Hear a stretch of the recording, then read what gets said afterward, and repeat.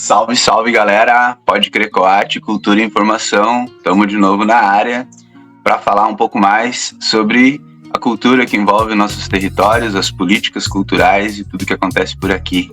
Satisfação, meu nome é Djalma, eu sou produtor cultural, tenho orgulho e a honra de estar fazendo parte desse projeto da ONG Consciência e Atitude, a Coate, que foi contemplada aí no edital do Cultura Viva aqui no nosso município de Venâncio Aires. E a gente está, então, executando aí esse projeto, esses programas, para poder estar trocando essas ideias aí com vocês. Vou fazer aqui minha audiodescrição. Eu sou um homem pardo, de pele clara, tenho 1,76 m, estou usando uma camisa azul, um boné marrom. Estou aqui no ambiente da minha casa e na parceria aí do professor Emerson Machado. Olá a todos e todas. Então, está sendo muito legal participar desse projeto, realmente, a gente falar de cultura, falar do que a gente gosta, falar de alegria, né? Entretenimento também, a gente precisa também curtir a vida, né? Então, está sendo muito bom. Então, eu sou Emerson Machado, estou aqui também na minha casa hoje, né? Então, atrás de mim eu tenho alguns quadros, né? Estou de camiseta branca, sou um homem de 51 anos, com o cabelo cacheado, uso um óculos de armação grossa preta, tenho barba e estamos muito felizes de participar desse projeto. E hoje vamos seguir, né? A gente já fez no outro episódio, né? Sobre o Plano Nacional de Cultura, só que ele é bem extenso, né, Djalma? Então a gente está fazendo em duas partes esse programa e agora a gente vai para uma outra parte do Plano Nacional de Cultura. Muito bem, vamos pegando aí algumas partes, digamos que principais, para trazer as informações aí para nossa comunidade, mas sugerimos aí fortemente a leitura completa, né, do Plano Nacional de Cultura, que está em tramitação, então, nesse momento, no Congresso Nacional. Esperamos que logo seja aprovado para que a gente possa efetivar aí todos esses planos e buscar as metas.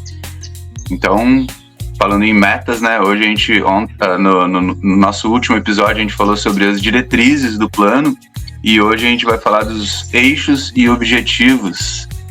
Então, bora buscar esse material, professor? Vamos começar aqui, então. A gente está, então, aqui embaixo, né? Está o endereço aqui, onde a gente pode achar o plano de cultura, né? Então, acessa lá, né? www.gov.br/cultura/pt-br/assuntos Plano Nacional de Cultura. Vou, então, subir aqui o plano, né? Para a gente acompanhar. Então, aqui a gente está com a capa do site, né? E aí, logo abaixo da capa do site, a gente tem ali essa barra, né? Plano Nacional de Cultura. Então, né? Quem quiser saber mais do Plano Nacional de Cultura, que é para os próximos 10 anos, então a gente clica, né, no Plano de Cultura, vai entrar num documento em PDF. Ele está com algumas páginas quebradas, mas isso não tira nada da importância do documento. Então, ontem a gente fez uma leitura rápida nele, sobre as diretrizes, né? E agora a gente vai avançar no Plano Nacional de Cultura. Para os eixos e objetivos, consegue ver bem aí, Djalma? Sim, vejo bem. Eu posso aumentar, ó. Mas eu acho que assim tá de boas. Ó. Né? Fica melhor pro pessoal fazer a leitura, acompanhar a gente. Vou dar uma diminuída aqui, ó. Pronto. Aqui tá o texto principal. Então eu vou fazer a leitura aqui por enquanto, Djalma, e aí a gente entra nos comentários. Os eixos estratégicos organizam os grandes temas prioritários do Plano Nacional de Cultura, que respondem aos desafios mapeados no diagnóstico e as demandas levantadas na 4ª CNC, né, na 4ª Conferência Nacional da Cultura. Então, lembrando que todo esse documento, ele vem de solicitações da sociedade, né, onde cada estado teve a sua conferência e depois, né, essas informações tiradas de cada estado foi levado para uma reunião nacional, né, que é o quarto encontro, né, de cultura, né, que teve em Brasília. Então, cada eixo que nós vamos agora comentar, né, então cada eixo reúne objetivos a serem alcançados na próxima década, né? Então, é um planejamento do que se quer para a cultura brasileira, que se articula com os demais.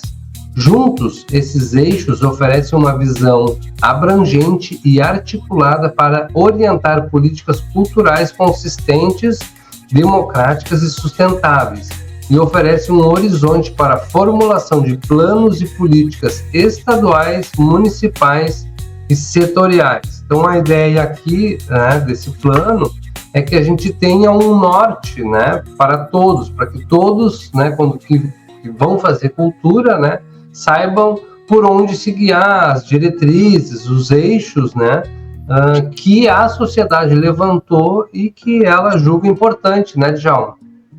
Muito bem, eu acho bacana essas 3 palavrinhas que a gente tem aqui, quando fala, né, que esses eixos oferecem uma visão abrangente e articulada para orientar políticas culturais consistentes, ou seja, a gente não está falando de utopia, né? A gente está falando de algo que possa ser implementado e algo que tenha sustentação, né, que vá se sustentar.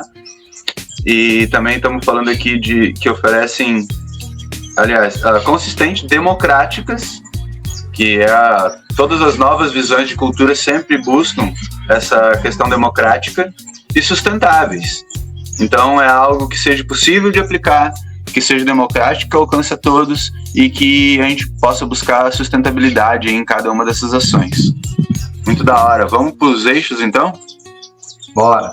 Então, lembrando, né, Djalma, que a gente está com esse PDF com algumas meio quebrado, então a gente vai seguir uma ordem aqui, mas logo adiante ela vai dar uma quebrada, mas a gente organiza aqui a apresentação para os nossos telenautas. Vamos olhar aqui, então, o eixo 1, né? O eixo 1 vai falar de gestão e participação social. Consolidar o Sistema Nacional de Cultura e a sua efetivação nos territórios, com financiamento contínuo e descentralizado, formação continuada para gestores, servidores e conselheiros, informações e indicadores estruturados, transparência e participação ampla e participação social ampla e diversa, né? Então aqui a gente está falando de democracia, né? Aqui a gente está falando de democracia no sentido da participação social e também falando da gestão, né? De quem vai administrar, organizar, né? Essas necessidades, esses anseios, né? Da comunidade cultural e da sociedade de uma forma geral, né? Sim, essa questão de formação aqui, né? Gestão e participação social. A gente precisa ter gestores qualificados e para isso o Estado também, né? Então está buscando aí, tem uma meta, um eixo aí de oferecer essa formação contínua para que também todos os secretários de cultura, conselheiros de cultura e todas as instâncias aí institucionais e também sociais possam ter onde buscar essas fontes, nessas referências e poder ir se qualificando cada vez mais. Eixo 2.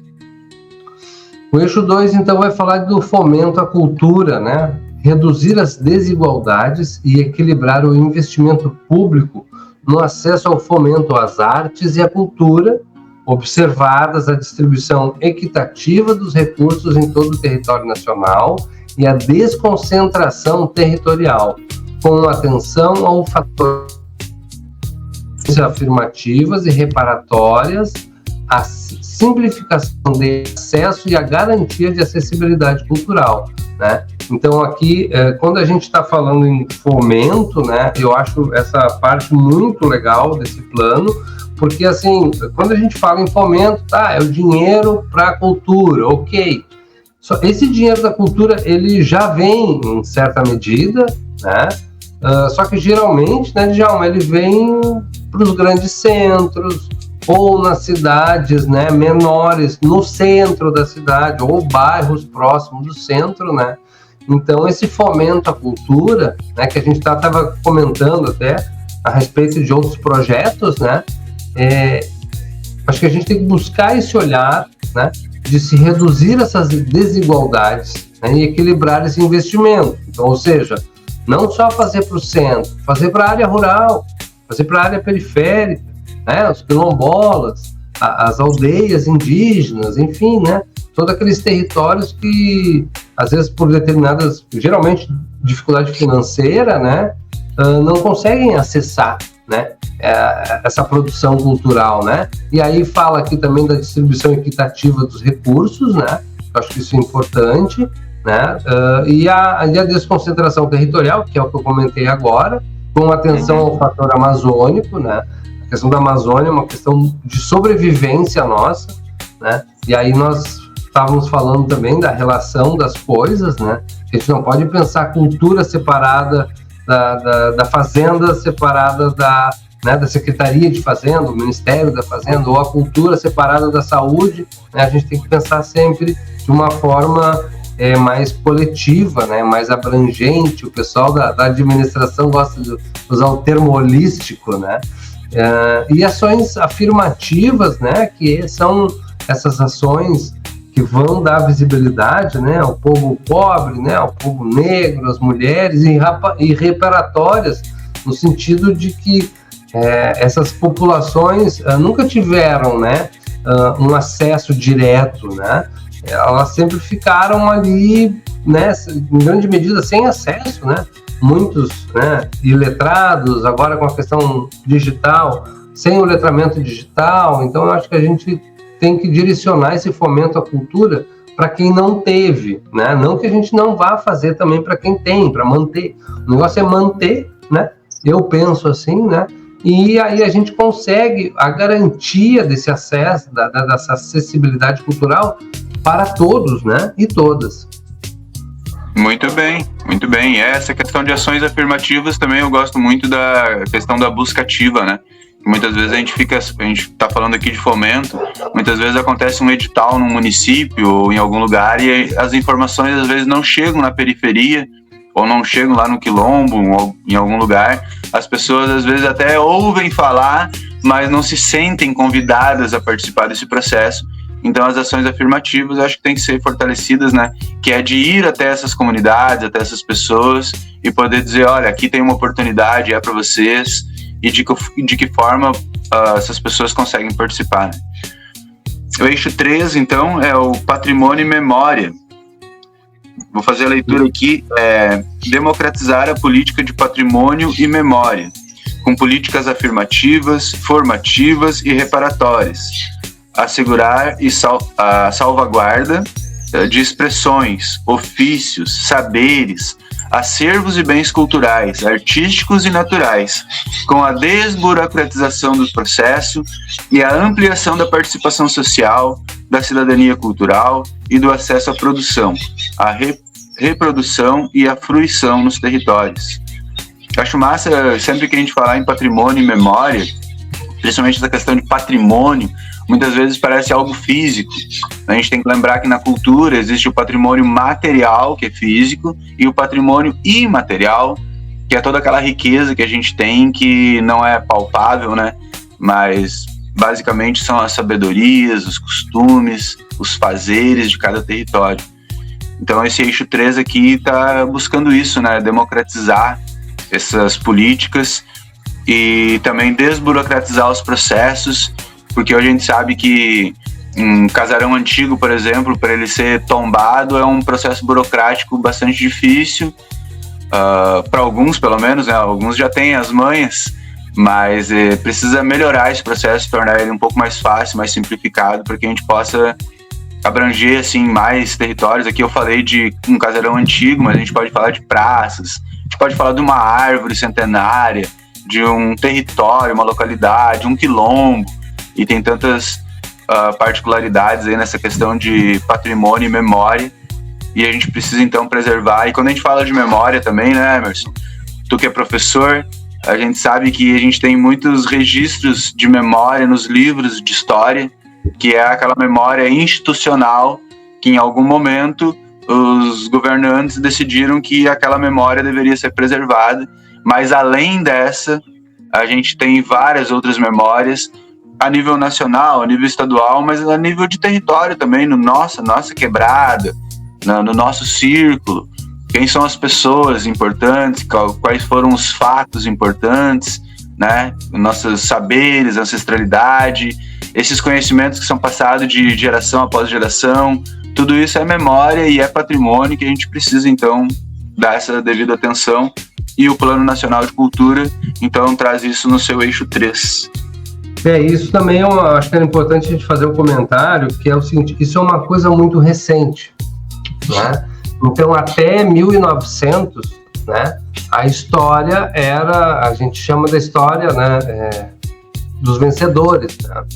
Então, até cerca, né, de 1900, então, a partir ali de 1920, 1930 ali, vão começar alguns autores, né, que pensam a história, não que querem escrever a história, mas pensam como que essa história está sendo escrita, né, que se chama historiografia, né? Então, começa a se pensar, tem um autor que é muito interessante, que é o Walter Benjamin, é um cara que vai pensar o cinema, o nazismo, né? E depois, inclusive, ele é perseguido nesse momento e tal, e ele fala de um termo que eu acho muito legal, que é ver a história a contrapelo, né? Então, pensando, por exemplo, num pelo do braço, a história sempre foi numa direção, né? Contando a história dos vencedores. Mas e ao contrário? E dos perdedores, né? E dos descamisados, né? E dos descalços, né? Então, a história, em grande medida até, né? Então, 1900, ela vai ser contada, né, em grande medida, pelo homem branco e também europeu, né? Então, a partir de 1900 começa esse movimento, e hoje agora, né, já em 2000, a gente tem agora esse conceito, né, Djalma, que a história, ela é tanto dos vencedores, ou a gente pode pensar também, por outro lado, questão financeira, né, dos ricos, né, mas também contar a história dos pobres, né? Contar a história, porque aí não é desvalorizar um e valorizar o outro, não, é juntar, somar essa história para entender, né? E daqui a pouco também olhar para o passado e fazer releituras, né? Como a gente também tem feito no Rio Grande do Sul em relação à Semana Farroupilha, né? Que a gente tinha aquela coisa, aquela história dos heróis, aí depois a gente vai, né, trazer essa história dos perdedores, né? A história do sofrimento, dos lanceiros negros, e a gente acaba descobrindo que não tinha necessariamente ideais, né? E que tinham interesses financeiros por trás disso tudo. Mas eu vou aproveitar um momento agora, que a gente está na hora do like, Djalma. Então vamos aqui colocar a nossa ONG aqui. Vamos lá.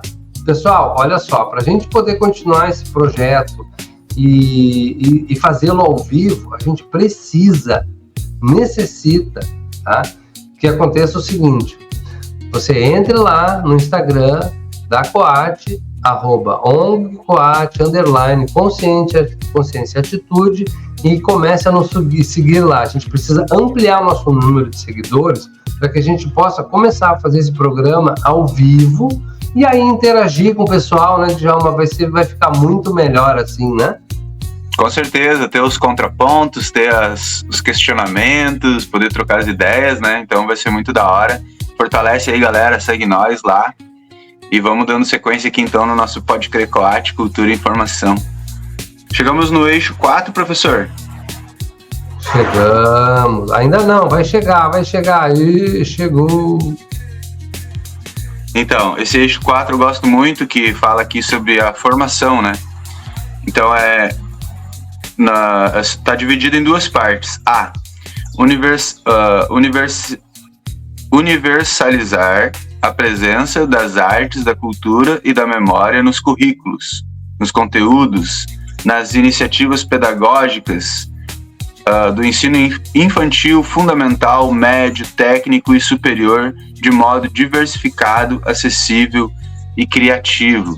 Olha que da hora. Então é começar a ensinar a cultura, a trazer esses conhecimentos desde lá da infância, do ensino infantil, e seguir isso até o nível superior. Eu acho que o Brasil já devia estar fazendo isso há pelo menos 50 anos. Eu acho que se a gente estivesse fazendo isso há 50 anos, a boa parte da história ruim do Brasil não estaria se repetindo nesse momento, que é essa questão dos antidemocráticos, dos golpistas.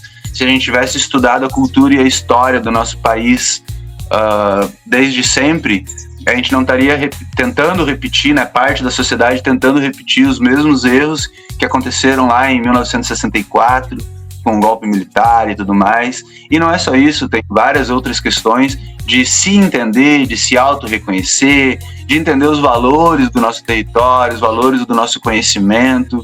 Isso tudo precisa ser trabalhado desde pequeno, porque a gente sabe que o mercado, né, a indústria, ela trabalha na cabecinha das nossas crianças desde pequenininho, ensinando que para ser legal tem que ter aquele tênis, que para ser da moda tem que ter tal objeto, questão do consumismo. E a gente precisa, através da cultura, fazer esse contraponto, de dizer que ter o tênis é legal, mas isso não define o teu caráter, não define, né, quem tu é e toda a tua trajetória. Então acho muito da hora estar trazendo essa questão da formação no eixo 4. E eu falei do A. Eu gostaria de fazer um comentário, Djalma, em relação a esse item A, tá? Que é o seguinte, que é muito importante, que é a formação de público, né? Vou trazer um exemplo, né? Que eu, né? Meus filhos, eu não tive essa educação cultural, né? Mas quando eu descobri a importância, né? Eu comecei, né? Quando tive os meus filhos, a fazer isso, né? Então, desde sempre, eles vão a shows, vão a teatro, museu, não sei o que e tal. E aí, numa certa caminhada aí, eu convidei um amigo, né? Disse, pô, vai ter um teatro lá de graça, lá em Porto Alegre, estava ainda morando lá próximo de Porto Alegre, de graça, e aí vamos lá, leva lá. Aí ele falou assim, mas meu filho não para quieto, não sei o que, papapá, né? Daí eu disse para ele, olha, os meus também no início não paravam quieto, né? Então tu tem que ir lá, levar, e aí tem a questão do coletivo, porque essa criança, ela entra no coletivo, porque aí tá vendo os coleguinhas, toda a idade deles, ou mesma idade, todos sentadinho, quietinho, olhando, ele vai sentar e vai olhar, né? Então eu acho que assim, essa questão é muito importante, que se chama formação de público. Isso, inclusive, aqui, né, já na nossa cidade atualmente, a gente tem esse problema sério, né? Que não tem cinema, não tem teatro, assim, público, né? Uma área onde a gente possa levar as nossas crianças e começar a educá-las, né? Porque e a gente está aí agora trazendo essa questão do digital, as crianças estão olhando vídeo de 30 segundos, 60, 1 minuto e meio, 3 minutos, e aí quando vão para frente de uma tela que tem que ficar, né, um cinema, 1h30, 2 horas, às vezes não vai conseguir, porque não tem a educação, né, de formação de público. Muito bom. E aqui no B, então, ainda no eixo 4, né, da formação, no B, fala em reconhecer e valorizar mestres e mestras, agentes, organizações culturais e comunidades como produtores, guardiões e transmissores de conhecimento e aprendizagem. Então a gente está falando de formação, né? No item A ali, eu acredito que fala mais daquela formação institucional, né? Que vem aquela formação mais acadêmica para ser colocada num currículo pedagógico, dentro da escola, etc. Mas no B também fala em valorizar aqueles conhecimentos do território, dos mestres, das mestras, daquilo que a gente aprende, da chamada educação popular, do conhecimento popular, né? Então, lembrar que esses dois conhecimentos, o acadêmico e o popular, eles se complementam. Então, a gente não pode querer introduzir apenas um, né? E está muito bem colocado aqui nesse eixo 4, então, trazendo esses dois tipos de formação. Muito bom. E no eixo 5 agora, a gente vai chegar na infraestrutura, que é também, em certa medida, o que tu comentou agora há pouco, né? Infraestrutura, equipamentos e espaços culturais. Sabe que o nosso município, principalmente, é muito carente, né, de equipamentos e espaços culturais. Aqui no A fala ampliar e desconcentrar equipamentos e espaços culturais acessíveis, sustentáveis e adequados aos contextos locais, com prioridade a territórios periféricos ou de vulnerabilidade. Então, ampliar e desconcentrar, né? Para que a gente possa ter mais equipamentos culturais, para que a gente possa desconcentrar, que não seja tudo lá no centro. Hoje, aqui em Venâncio, por exemplo, a gente tem... dá para dizer que a gente tem apenas 2 praças. E essas 2 praças são no centro. Sabe? Então, e equipamentos culturais, né? Quando a gente fala disso, a gente está falando de praças, de parques, de teatro, de cinema, desses espaços assim, onde a cultura e as artes podem estar acontecendo. Então, além de ampliar, não adianta só ampliar e fazer mais uma praça no centro. A gente tem que desconcentrar, levar esses espaços para outros lugares também. E também torná-los acessíveis. Quando a gente fala em acessível, a gente fala também de acessibilidade, né? Seja um lugar onde tem a rampa, onde um cadeirante possa estar visitando, onde uma pessoa deficiente visual possa estar visitando, mas também que ele seja acessível para aquela pessoa que mora lá nos rincões do interior, que ela tenha condições de, através, de repente, de um transporte público ou de alguma forma, que ela consiga acessar esses locais, certo? E aqui no B, fala em aprimorar a gestão, assegurar a manutenção e ampliar o uso dos equipamentos e a ocupação dos espaços culturais pela população, com programações culturais diversificadas, democráticas e acessíveis. Então, né, eu acho que esse B complementa, né? Não adianta só criar novos espaços, é preciso também ter a gestão desses espaços, a manutenção desses espaços. E também que ele tenha atrativos para levar a comunidade até esses espaços, para que as pessoas realmente possam usar, que não seja uma praça lá que fique deserta, mas que aconteçam atividades ali, e que essas atividades sejam, como diz aqui, né, diversificadas, para que possam atender diferentes públicos e, novamente, que sejam acessíveis. Então, acho bem legal esse eixo 5 aqui, que fala em infraestrutura, equipamentos e espaços culturais. É uma demanda mesmo muito latente aí, né? E espero que, assim que esse plano seja aprovado no Congresso, que a gente efetivamente, né, o Brasil possa estar investindo cada vez mais pesado nisso. Inclusive, Emerson, tinha aí, fechou agora, né, o edital da PNAB do Estado. Tínhamos ali um dos editais do RS Criativo, trazia o eixo do infracultura, né, que era infraestrutura para comunidades, para espaços públicos, enfim. Então, a gente já está começando a trabalhar nisso, mas precisamos avançar muito ainda para poder fazer a equiparação. Vamos seguindo para o eixo 6?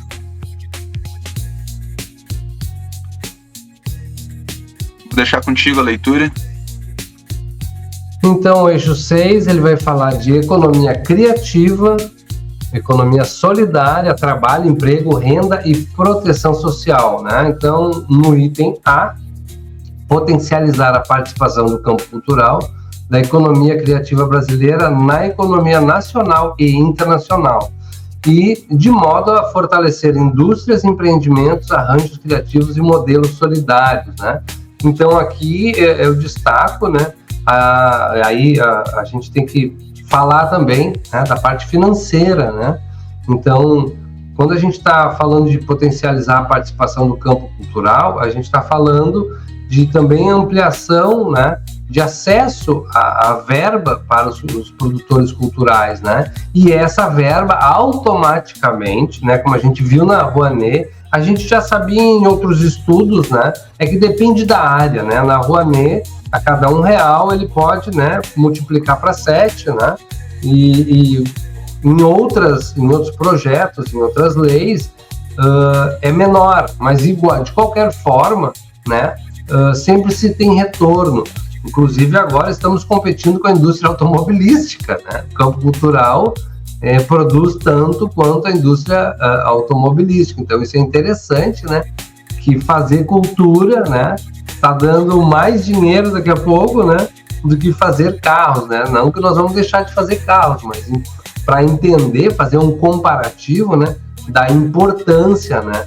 E isso daí faz bem para a comunidade, né? Isso faz bem para a sociedade, isso faz bem, né, até internacionalmente, porque isso vai fazer também que a gente leve a nossa cultura, que a gente possa vender os nossos produtos também lá para fora, né? E isso vai fortalecer as nossas indústrias, por exemplo, né? Então, se eu for pensar que a gente vai ampliar o número de festivais de música, por exemplo, né? Ou festivais de teatro. Então, vamos pensar na música, né? Então, estruturas de palco são feitas, né, de ligas metálicas, de aço, né, Djalma? Então, tu vê, é a cultura que vai ajudar a indústria metalúrgica, né? Aí a gente for pensar no carnaval, a gente vai aumentar a nossa produção de plumas, lantejoulas, tecidos, enfim, todos os adereços, né, que vão ser utilizados no carnaval. Então, a economia criativa, né? Então, essa solidária. Então, isso é muita riqueza, né? Para uma atividade só. Então, eu acho isso muito, muito rico, né? Então, vamos para o item B. Tu quer fazer algum comentário, Djalma, nesse item A?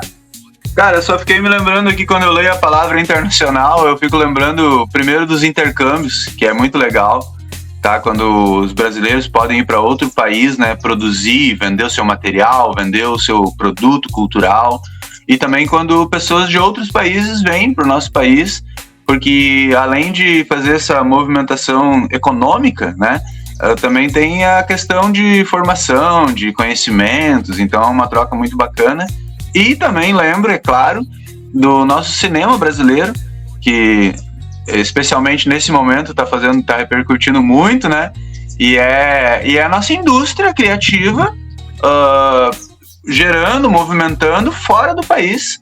Tem muitos desses recursos de salas de cinema no mundo inteiro que estão transmitindo aí os nossos filmes, que tem parte desse recurso vem para o Brasil e está fomentando também a economia aqui.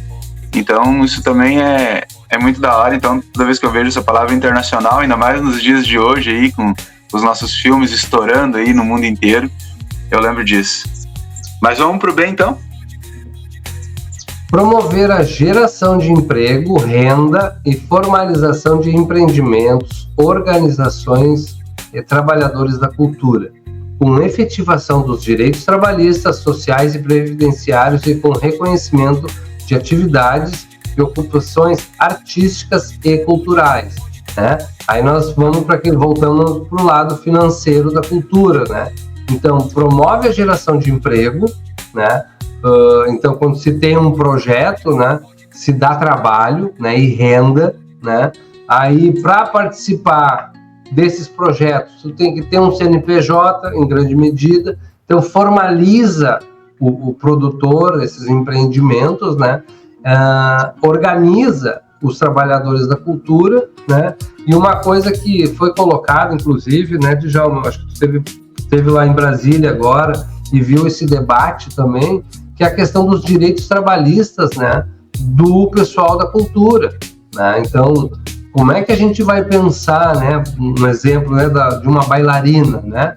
Ou até mesmo paralelo, não tem a ver necessariamente com a cultura, mas um jogador de futebol tem a sua limitação, né? Então, quando chega ali nos seus, enfim, 30, 40 anos, ou 50, enfim, não vai mais ter, né, aquela performance de jovem e tal, e ela vai ter que parar de dançar, e até porque também tem o ciclo da renovação, né? Mas e essa pessoa com 50 anos, né, Djalma? O que a gente vai fazer com ela? Vamos descartar essa pessoa, né? O que acontece, né? Então a gente também tem que pensar, eu acho, nessa questão previdenciária dos artistas, né? Entender que, por ano, 30, 40 anos, né, leva alegria, cultura, entretenimento para o país. E aí depois que chega numa determinada idade, a gente joga eles para uma casa de artistas que a gente tem, por exemplo, em Porto Alegre tem, no Rio de Janeiro, São Paulo e tal, mas que são lugares que vivem assim precariamente, de doações e tal. Não se tem uma política pública, né, para pensar esse ponto de vista previdenciário dos artistas, né? Então eu acho que daqui a pouco, né, Djalma, fica doente, quem não está vulnerável aqui, a uma doença, uma fratura, uma bactéria, uma superbactéria que vai lá te acamar, né? Como é que fica esse povo, né? Então, eu acho que é importante a gente pensar no bem-estar social, né, de toda a nossa população, e não podemos esquecer dos artistas. Com certeza, inclusive esse debate aí está avançando, é um debate até um tanto polêmico, professor, porque essa galera aí dos artistas e dos produtores culturais, quem vive nesse campo da cultura, muitas vezes vive a par ou fugindo do sistema imposto, o sistema capitalista. Então, o que acontece? Eu sou o MEI, tá? Eu sou um produtor cultural hoje, me enquadro no MEI, mas eu não me considero exatamente um microempreendedor individual, sabe? Então, só que em algum lugar eu preciso me encaixar para poder ter essas questões, né, de seguridade social, etc. Mas tem alguns artistas que simplesmente não querem se colocar como um microempreendedor individual, mas de alguma forma a gente precisa classificar, a gente precisa avançar nesse debate aí. Claro que existem as grandes companhias, né, Emerson, que daí assinam a carteira, né, CLT, contratam seus artistas e tal, mas não é a realidade. Acredito que de 80% a 90% dos artistas e fazedores de cultura não trabalham em grandes companhias. Então a gente precisa pensar no futuro dessa galera. E quando a gente pensa no futuro da galera, a gente não está pensando só neles, né? A gente está pensando num Brasil como um todo. E a deputada Denise Pessoa, que é gaúcha e que é presidente, né, do setor cultural lá na Câmara dos Deputados, da Comissão Cultural. Isso. Ela tem liderado esse debate e tem buscado opções, sugestões, e ela tem conversado bastante com a sociedade civil. Acredito que a gente, nesses próximos 10 anos aí desse novo plano, né, nacional de cultura, a gente vai conseguir avançar muito nesse sentido aí, e é uma pauta muito necessária. Então, e só para fazer um último comentário nesse eixo 6 aqui, que fala da economia, né, lembrando que a cultura, ela precisa ser vista em 3 dimensões, que é a dimensão econômica, tá? Porque cultura é economia, é geração de trabalho e renda, é geração de impostos, é movimento, aquecimento da economia, além dos eixos de cidadania e também o eixo simbólico. Mas são esse tripé que faz a cultura acontecer.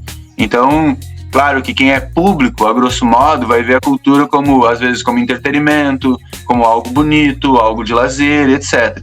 Mas quando a gente fala de produtores culturais, quando a gente fala de gestores municipais, não tem como olhar para a cultura sem enxergar ela nesse tripé de economia, simbólico e de cidadania. Certo? Certo. Vamos para o 7? Vamos para o 7. Cultura, bem viver e ação climática, né? Então, proteger, valorizar e fomentar culturas e conhecimento dos povos e das comunidades tradicionais, dos povos indígenas, das comunidades de matriz africana, como estratégia de resiliência e promoção do bem viver e ação climática, né? Então, quando a gente fala aqui de proteger e valorizar, né, os povos tradicionais, os povos, né, originários, é a gente manter a nossa floresta em pé, os conhecimentos, né, que se tem de ervas e chás, enfim, de tanta coisa que se tem, né, de conhecimento dos povos de matriz africana, né? Então, assim, eu acredito que a gente tem que começar também a pensar, né, coletivamente, também nas áreas, né, entender que tudo está interligado. Então, quando a gente está fazendo esse movimento, né, por exemplo, de fortalecer uma cultura, por exemplo, né, uma comunidade de matriz africana, daqui a pouco dentro daquela comunidade ela tem um banco de sementes, né, que isso vai daí reverberar lá na agricultura, lá numa alimentação, né, com menos agrotóxico ou sem agrotóxico, né. Então esse bem viver, né, eu acho que a gente passou por 2 situações aí, né, em princípio nós aqui do Rio Grande do Sul com desastres, né, ambientais, e também de uma maneira geral o mundo, né, a pandemia, então eu acho que isso nos mostrou a importância do bem viver, né? Que numa hora dessas, Djalma, não há bilionário e o pobre lá da periferia, os dois vão precisar de hospital. E aí, como a gente viu na pandemia, tinha fila de helicóptero pro hospital, né? E enquanto isso, também tinha fila de pessoas lá embaixo, né? Na base, também precisando de atendimento. Então, essa questão do bem viver, ela é muito importante para a nossa sobrevivência, né, Djalma? Até para nossa sobrevivência emocional, intelectual, né? No mundo que a gente vive hoje, a gente precisa ter a cultura, valorizar essas questões aí, desligar um pouco também, porque às vezes é aquela enxurrada de informações, a gente está vivendo muito com as telas, né? E além das telas, o consumismo, a correria do dia a dia, muitas vezes não nos sobra tempo para quase nada. E a gente precisa, então, e aqui o Plano Nacional de Cultura traz, né, isso no seu eixo, esse objetivo de trabalhar o bem viver das pessoas. Porque no final das contas é isso, Emerson. Tudo que a gente trabalha para ter as coisas, para quê? Para viver bem. A gente quer saúde para quê? Para viver bem. Então, eu acho que, de certa medida, o nosso grande objetivo enquanto humanidade é viver bem. Só que às vezes a gente acaba esquecendo disso. Deveria ser, né? Deveria ser. Eu acho que não tem nenhum segmento mais apropriado para se falar disso, de bem viver, do que na cultura. Acho que a cultura está exercendo exatamente o seu papel nesse eixo aqui. E também, né, eu vou fazer a leitura aqui do B, Emerson, para a gente completar esse comentário. Que no B diz, promover a adaptação, a mitigação e a recuperação do setor cultural diante dos impactos e desastres emergenciais, ambientais, sanitárias, em articulação com agentes, grupos, comunidades e espaços culturais. Então, trabalhar primeiro, eu acho que prevendo, né, de maneira preventiva, os impactos que os desastres ecológicos, climáticos e também essas questões de saúde, né, sanitária, como foi o caso da pandemia, a gente está mais preparado para poder enfrentar isso e ter estratégias a partir de um ponto de vista cultural, de como encarar isso. Porque hoje em dia a gente faz muitas estratégias do ponto de vista econômico, sabe? Como a gente vai recuperar a economia, como a gente sabe, mas também essa questão de como a gente vai recuperar o bem viver, sabe? Como a gente vai preservar toda a riqueza que existe nos territórios para que não aconteça de daqui a pouco numa enxurrada, numa enchente, como a gente teve aqui, um rio levar uma comunidade inteira, com todos os seus conhecimentos, com todo o seu patrimônio, né? Então, a gente precisa pensar muito nisso.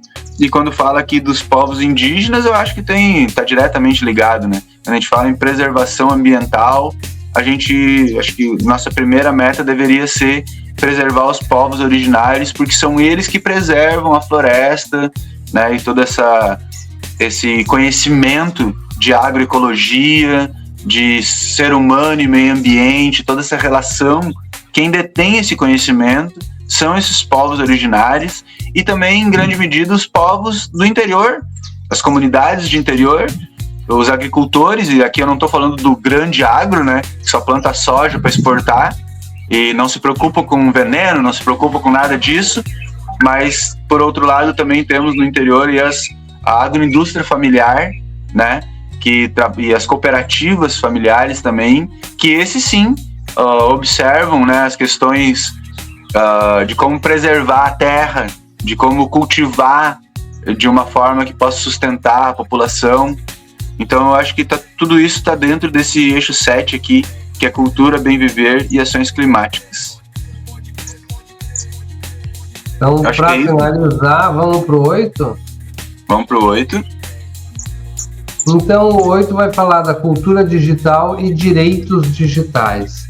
Promover uma cultura digital democrática e incentivar as diversas linguagens artísticas e expressões digitais, a inovação, o pensamento crítico, o letramento digital, as tecnologias livres e acessíveis e as redes colaborativas, né?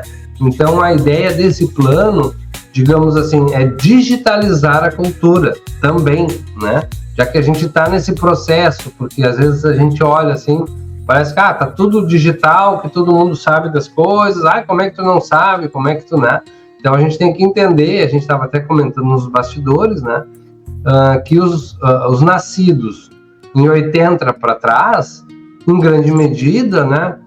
Não tiveram uma preparação para, né, acessar esse mundo digital, né? Então fazer com que esses fazedores de cultura e tudo mais também consigam, né, adentrar nesse ambiente digital, né? Então ali quando fala de pensamento crítico, né? O pensamento crítico é aquele, não é aquele que fala mal, né? O pensamento crítico é aquele que questiona, né? Eu gosto muito de falar assim, né? O crítico, né? Porque às vezes se confunde a crítica, né, com julgamento, né? E não é, né? Quando a gente faz uma crítica, é no sentido de, poxa, né? Tu fez tal projeto e tu poderia melhorar nisso e naquilo, e falando com respeito, né? A questão do letramento digital, então fazer com que esses fazedores de cultura que são, né, que não tiveram esse acesso à cultura em função dessa transição que a gente está passando, ou os excluídos digitais mesmo, porque a gente, em grande medida, usa os aplicativos e tudo mais, mas não sabe como que eles funcionam, né? Não sabe como é que as coisas interagem, como é que funcionam dentro da internet, dentro das redes sociais, né? Então, isso é importante para poder caminhar nesse meio digital, né? Então, as tecnologias livres e acessíveis, então, tu tem muita coisa hoje, muito aplicativo, muita, né? Que são os softwares, né? E tal, de celular e tal, que tu consegue usar sem gastar, né? Por exemplo, essa plataforma que a gente está utilizando aqui, ela tem um custo mensal, né? Mas a gente tem outras tecnologias que são semelhantes, que dá para fazer coisas parecidas que não tem custo. E às vezes, muitas vezes, o fazedor de cultura, né, os produtores culturais não têm essas informações, né? Então eu acho que esse plano vem trazer, né, a área digital para atualizar os fazedores, né? Tu gostaria de fazer algum comentário nesse primeiro item, Tchalma? Eu acho que aqui também fala da questão da... mas daí já é no B, tá? Eu vou fazer a leitura aqui do B, daí eu vou fazer o comentário. Assegurar e proteger os direitos de autores, artistas e titulares de direitos autorais e conexos no contexto do ambiente digital e da inteligência artificial, com políticas reparatórias de acesso a grupos historicamente em vulnerabilidade, tá? Então, proteger os direitos autorais, né, Emerson? Isso é importante, né? Porque hoje em dia é a questão da pirataria, né? Muito fácil hackear, não, piratear um conteúdo que alguém produziu com muito custo, né? Com muito investimento, com muito trabalho, e daqui a pouco alguém vai lá e pirateia isso e comercializa de uma forma irregular. Então, isso prejudica muito.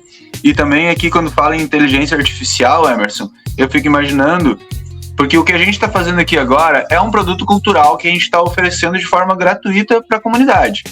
Mas alguém pode usar de inteligência artificial, ou mesmo sem inteligência artificial, e pegar um corte e usar de uma maneira distorcida, usar para outro motivo que não seja, para outro objetivo que não seja esse que a gente está tendo aqui, de difundir informações. Então, tudo isso a gente precisa ter uma maneira de se proteger, né?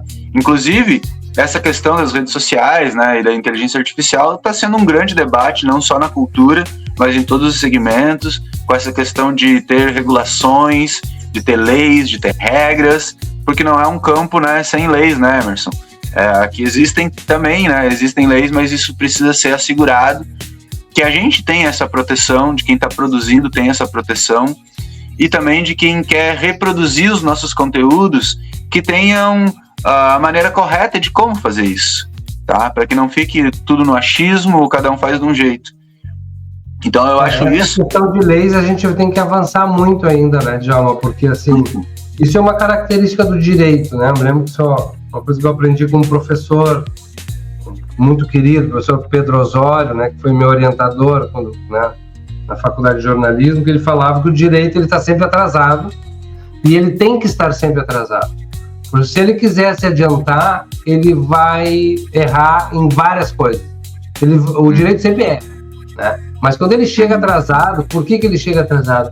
Porque ele vê os problemas, deixa esses problemas em certa medida acontecer para depois se buscar uma solução, né? Então, assim, agora a gente tem alguns marcos, né? O marco civil da internet e tudo mais, mas nós vamos ter que avançar nisso em relação às leis, porque a gente, por exemplo, nessa própria questão da inteligência artificial, né? A gente está falando de direitos autorais, né? Então, assim, eu particularmente, eu não gosto do termo inteligência artificial, tá? Eu chamo de inteligência coletiva, tá? Por quê? Porque ela não é artificial. E de onde que surge essa inteligência dita artificial? Né? É dos nossos conhecimentos, né? Então, é uma máquina, né, que aprendeu com a gente, né? Esse conhecimento que está lá dentro, seja de desenho, seja de texto, seja, né, que for, foram pessoas que produziram e essa máquina agrupou num lugar só. Então, talvez a gente tenha um primeiro processo de inteligência coletiva com o livro, né? Um segundo processo de inteligência coletiva com as enciclopédias. Quem tem mais, quem é 40 a mais, lembra, né? Que, assim, a gente não teve, né, Djalma? A gente que vem de baixo não tinha isso, mas tinha tal das enciclopédias, né? Que a gente chegava, às vezes, nas casas de quem tinha um pouco mais de dinheiro, assim, tal, aquele monte de livro, né? E tal, né? Cor de vinho. Eu me lembro de duas cores básicas, acho que era vinho e... Lembro que o nome também tinha uma tal da enciclopédia Barça, né?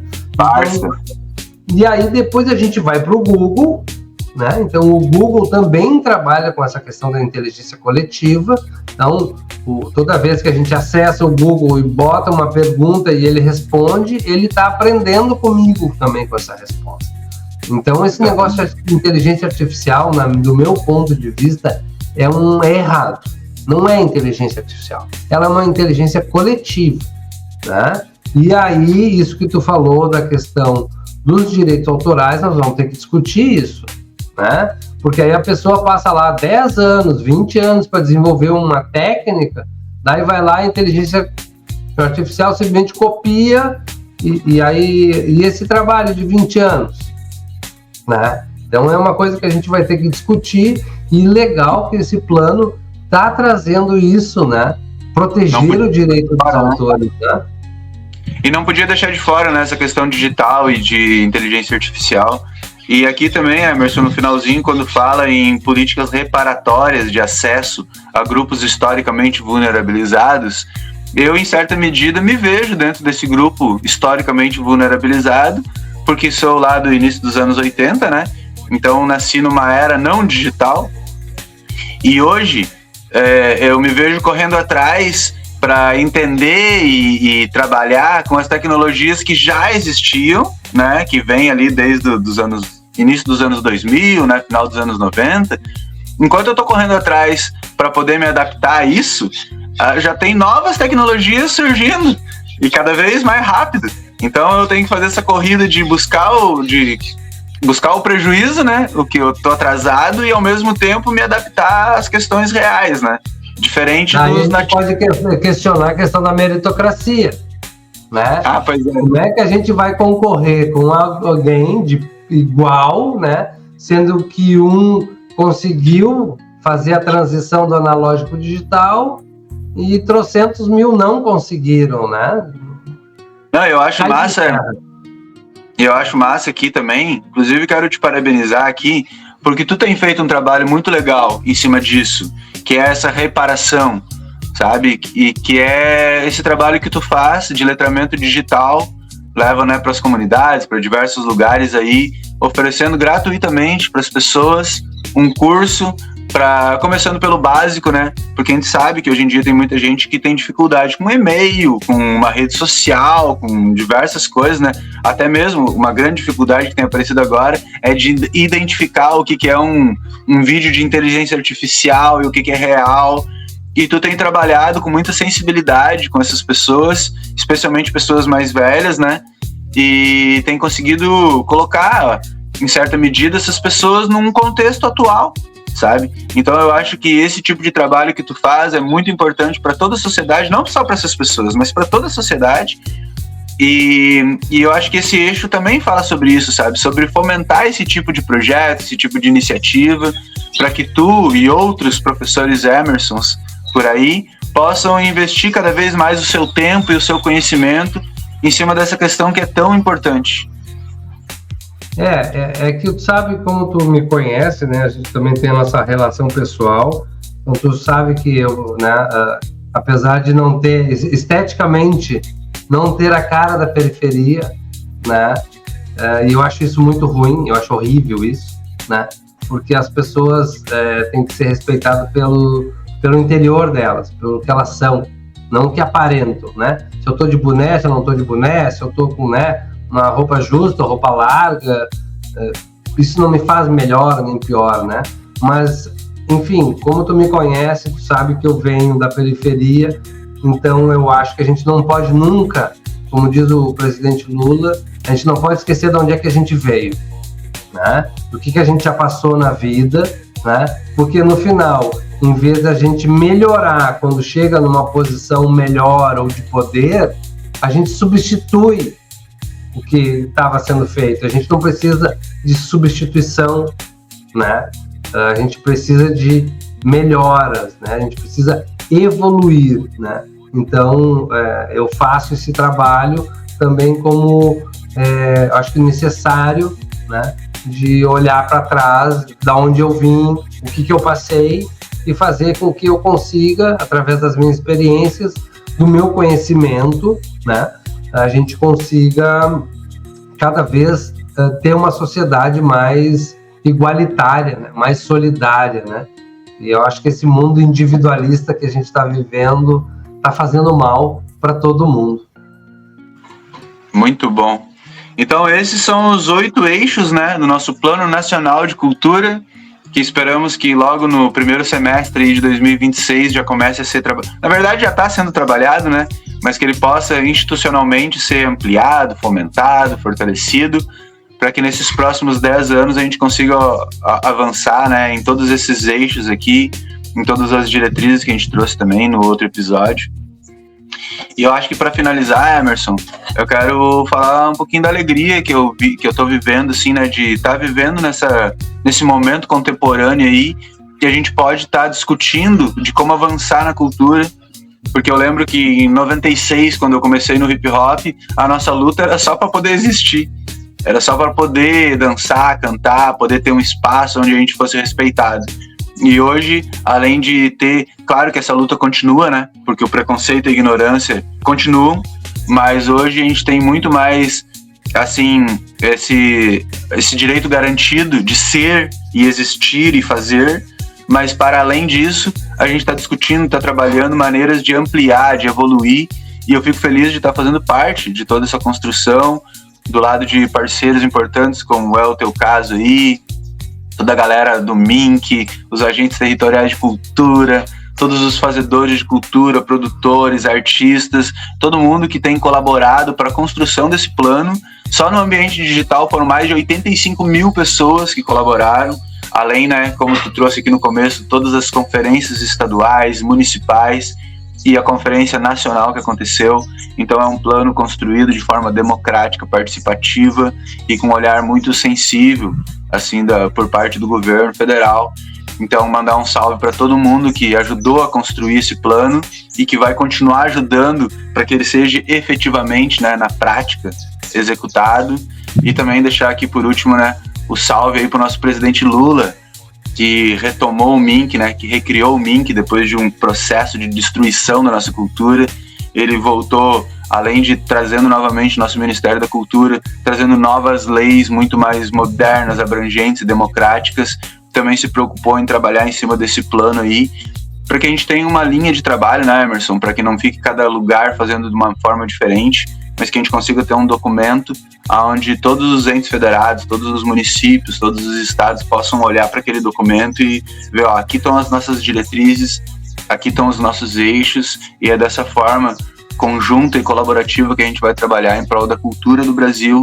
E quando a gente fala em trabalhar em prol da cultura do Brasil, a gente está falando da nossa própria evolução, da nossa própria existência e, como diz aqui em um dos eixos, né, o nosso bem viver. Eu acho que é isso, meu querido. Se tiver mais alguma consideração aí? Não, eu queria, em princípio, né, a gente está agora finalizando esse episódio, né, eu estou muito feliz de participar, né, desse processo aí, tá, né, ajudando os fazedores de cultura e tal. É que aquela olhada para trás, né, João? Quando a gente começou a fazer cultura, né, começou em 96, eu comecei em 2000, né, aprendendo com um, com o outro, olhando o outro, né, não se tinha orientações, documentos, organização, nada assim, né? Então, eu estou muito feliz de estar nesse processo aí, de estar junto com a Coat também, né? Fazendo esse movimento aí com o hip hop, as culturas periféricas, né? E conte comigo, sempre que precisar, a gente vai estar aí na luta, né? Por um Brasil melhor, um bem viver melhor, né? Eu queria deixar então uma saudação para todos e todas. Aqui embaixo, então, está o Instagram da Coat. Entra lá, segue lá, a gente e vamos lá, vamos ampliar o número de seguidores. Então é isso, galera. Obrigado por ter acompanhado aí. Se tiver alguma dúvida, quiser esse material ou quiser o projeto de lei na íntegra, chama a gente no direct. Se tiver algum complemento, vem trazer pra gente, porque esse conhecimento todo aí é uma grande somatória, né? Então sinta-se à vontade para estar interagindo com a gente através do direct, ou pode também nas outras redes sociais da Coat, está nos chamando. Obrigado pela presença, pela participação, e seguimos trazendo cultura e informação através do Pode Crer Coat. Valeu!